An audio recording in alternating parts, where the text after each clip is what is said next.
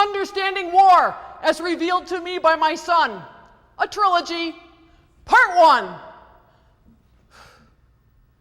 As a preschooler, Leo came up to me to bid me farewell. I'm off to battle, Mom. I've got my helmet, I've got my shield, I've got my sword, I've got my dagger, and I've got my gun. So I'm off to war. I say, couldn't you invite your enemy over and I could make cookies for everybody and you guys could all just be friends?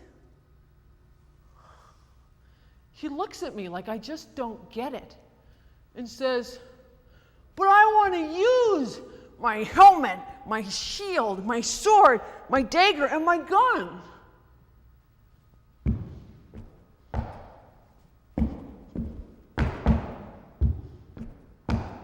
Part 2.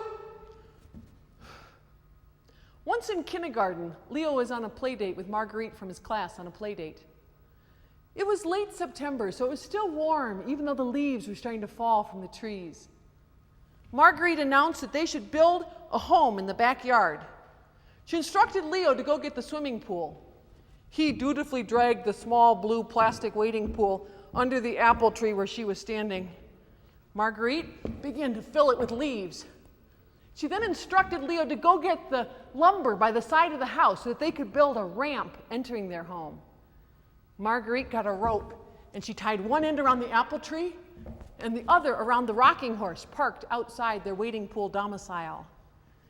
They climbed in, covered their legs with leaves, and Marguerite announced that their house was finished. Together they sat for a few moments of domestic bliss. Leo fidgeted, looked bored, got up, and announced, well, I have to go to war now.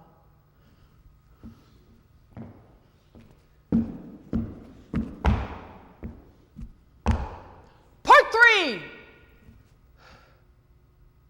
When Leo was 8, we took a family trip to Southeast Asia so that I could do some research. In Cambodia, we saw a lot of landmine victims with missing legs or arms or hands. Mostly men who had been working in the fields and had triggered the sleeping mines. Naturally, the kids were curious about this. So we told them that landmines are like little bombs that blow up when you move them, and that they had been planted all over this country during times of war. About a week later, we're exploring the Angkor Wat Temple complex.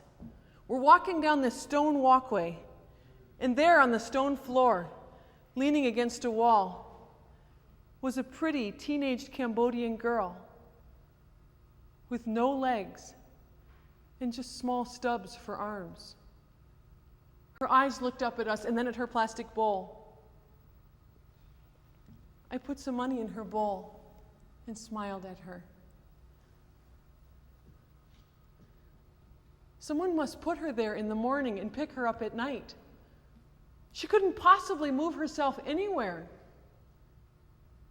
I caught up to Leo, who had kept on walking. I could see that he was shaken. His eyes were wild with questions. I walked beside him and put my arm around his shoulder. He said, "Don't people know what war does? Don't people know?"